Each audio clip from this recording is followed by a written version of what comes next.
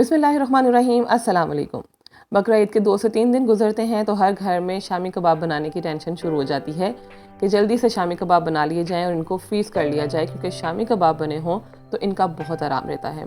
तो आज मैं आपके साथ रेशेदार बीफ शामी कबाब बनाने का बहुत ही आसान तरीका शेयर करूँगी कि किस तरह से हम इन शामी कबाब को आसानी से बना के लंबे अरसे तक के लिए स्टोर कर सकते हैं।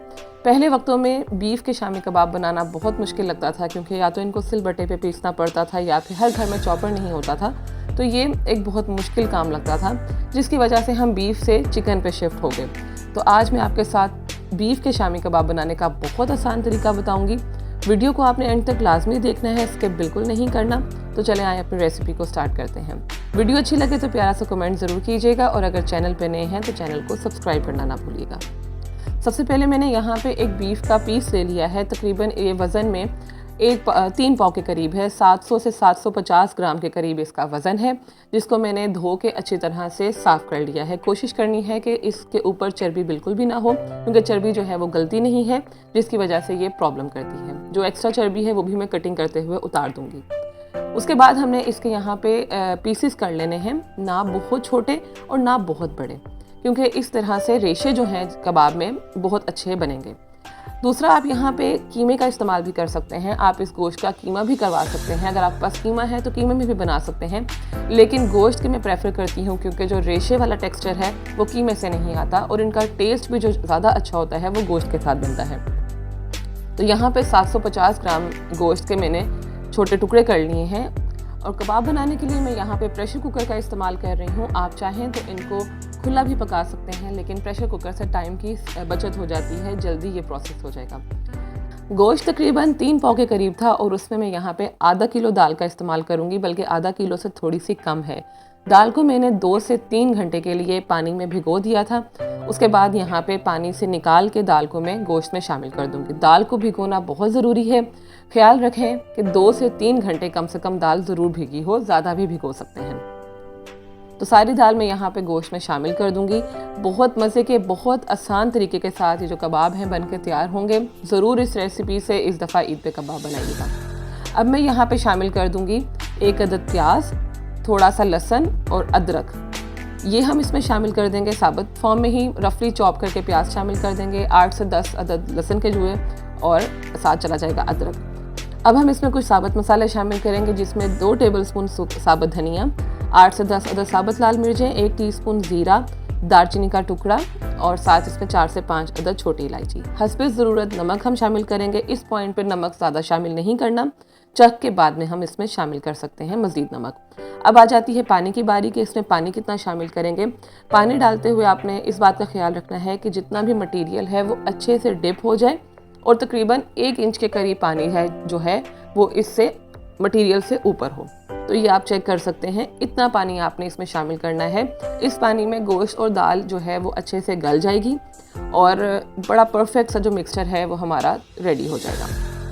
अब बात आ जाती है कि इसको हमने पकाना कितनी देर है। प्रेशर को हम बंद कर देंगे और पहले हम इसको हाई फ्लेम पे, जो इसकी पिन होती है वो ऊपर आने तक हम इसको पका लेंगे हाई फ्लेम पे।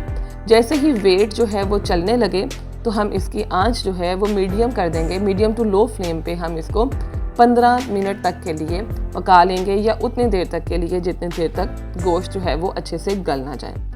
कोशिश करनी है कि आप बोनलेस गोश्त ही इस्तेमाल करें, वरना हड्डियों का बड़ा मसला हो जाता है और बोनलेस से रेशे जो हैं वो बहुत अच्छे बनते हैं। परफेक्ट होता है बोनलेस गोश्त कबाब बनाने के लिए। आप इसमें रान का गोश्त इस्तेमाल कर सकते हैं।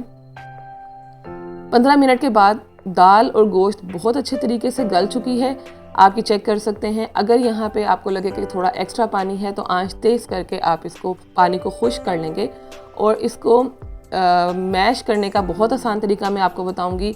कोई आपको सिलबट्टे की ज़रूरत नहीं पड़ेगी, चॉपर की ज़रूरत नहीं पड़ेगी। ये इस तरह का एक डंडा जो है वो तकरीबन हर घर में मौजूद होता है। आप इसको साथ इसके साथ मैश करते जाएं, पानी भी खुश्क होता जाएगा।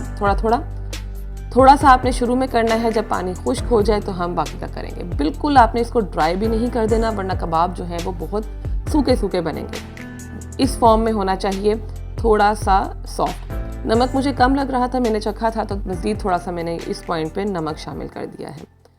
अब इसको हम मज़ीद थोड़ा सा पकाएंगे और पकाने के बाद हम चूल्हा जो है वो बंद कर देंगे और बाकी के जो हमने इसको सॉफ्ट फॉर्म में लेकर, इसका मिक्सचर जो फॉर्म में परफेक्ट लेकर आना है वो हम इसको डंडे के साथ ही कूट लेंगे, या अगर आपके पास पोटैटो मैशर है तो आप उससे भी कर सकते हैं।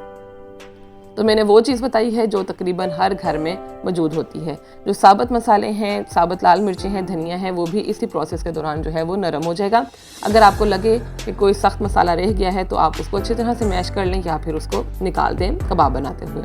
तो आप इसका टेक्सचर चेक कर सकते हैं कि कितना परफेक्ट इसका रेशेदार टेक्सचर बन के तैयार हुआ है। अब इसमें कुछ बाद के मसाले जाएंगे, वो हम बारी बारी शामिल करते हैं। बेसन भुना हुआ 2 टेबलस्पून में शामिल करूँगी, परफेक्ट है बाइंडिंग के लिए। साथ 1 अदद अंडा हम इसमें शामिल कर देंगे।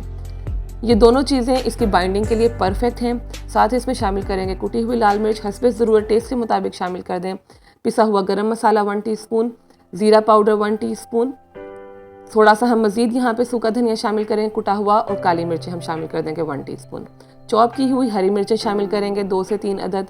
पुदीना हम शामिल करेंगे 2 टेबलस्पून, और साथ ही इसमें हरा धनिया भी जाएगा 2 टेबलस्पून के करीब, और बारीक कटी हुई प्याज आप चाहें तो छोड़ भी सकते हैं, लेकिन इनका मज़ा आता है। जिन्हें पसंद है वो डाल लें, अदरवाइज़ आप इसको छोड़ भी सकते हैं। धनिया पुदीने का टेस्ट और खुशबू बीफ के शामी कबाब को 4 चांद लगा देता है, उसके जायके को बहुत मज़े के हो जाते हैं। इसका देखने में टेक्सचर भी अच्छा लगता है और इसका टेस्ट भी बहुत डेवलप हो जाता है। तो नेक्स्ट स्टेप ये है कि आपने इसको हाथों की मदद से अच्छी तरह से इसको मिक्स कर लेना है। मिक्स करने के बाद कबाब बनाने से पहले एक बात का ख्याल रखना है कि आपने इस मिक्सचर को बिल्कुल ठंडा नहीं कर देना, बहुत लंबा इसको स्टे नहीं देना, वरना क्या होगा कि जो कबाबों की शेप है वो परफेक्ट नहीं बनेगी।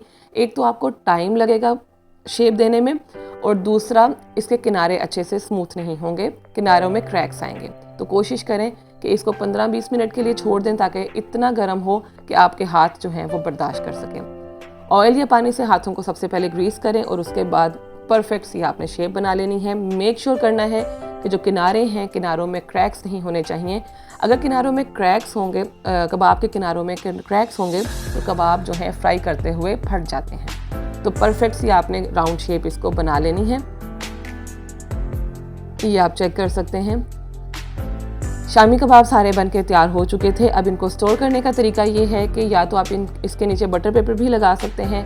मैंने यहाँ पे नहीं लगाया। इन ट्रेस को उठा के ओवरनाइट मैंने फ्रीज़र में रख दिया था और नेक्स्ट डे स्क्रैपर की मदद से इनको उतार लिया था ट्रे से। आपके पास बटर पेपर हो तो आप वो भी इस्तेमाल कर सकते हैं। तो ये नेक्स्ट डे की वीडियो है। बहुत अच्छे से शामी कबाब जो हैं वो फ्रीज़ हो चुके हैं। इन्हें फ्रीज़ करने के बाद इस तरह से आप उतार लें और उसके बाद आप चाहें तो सिंपल शॉपर्स में भी डाल के रख सकते हैं, जिप लॉक बैग में रख सकते हैं। मेरे पास ये डिस्पोजेबल कंटेनर था तो मैंने इसमें डाल के इनको सेव कर लिया है। शॉपर जो होते हैं, प्लास्टिक बैग्स जो होते हैं, उनको कट करके दरमियान में रखा और उसकी लेयर्स लगा ली। अच्छा, अब यहाँ पे फ्रीज़ किए हुए शामी कबाब को फ्राई करने का तरीका मैं आपको बताऊँगी। अक्सर लोगों को फ्रीज़ किए हुए शामी कबाब फ्राई करने में प्रॉब्लम आती है। अगर आपको डाउट हो कि आपके शामी कबाब टूट ना जाएं तो आपने अंडे को फेंट लेना है और उसके ऊपर उसकी कोटिंग कर लेनी है और गरम ऑयल में इसको रख देना है। ऑयल ठंडा नहीं करना, मीडियम टू लो फ्लेम पे आपने कबाब फ्राई करने हैं। शुरू में मीडियम टू लो फ्लेम रखनी है। जब एक साइड से कलर आ जाए तो आप इसकी डायरेक्शन को चेंज करें। 3 से 4 मिनट एक साइड से, 3 से 4 मिनट दूसरी साइड से, प्यारा सा कलर आने तक और क्रिस्पी होने तक इसको फ्राई कर लें। वैसे मैं नॉर्मली इन कबाब को अंडे के बगैर भी तल लेती हूँ। ये मैंने आपके लिए बताया है कि जिनको प्रॉब्लम होती है कि कबाब जो है वो डी शेप ना हो जाएं, टूट ना जाएं, नरम ना हो जाएं, ये उनके लिए मैंने अंडा फ्राई किया है। अदरवाइज़ आप मीडियम टू लो फ्लेम पे इनको अंडा लगाए बगैर भी बहुत आसानी से फ्राई कर सकते हैं। बिल्कुल नहीं टूटेंगे क्योंकि हमने इसमें बेसन का और अंडे का इस्तेमाल किया है। तो आप ये चेक कर सकते हैं कितने रेशेदार कबाब जो हैं वो बन के तैयार हुए हैं। इनका टेस्ट भी बहुत परफेक्ट था।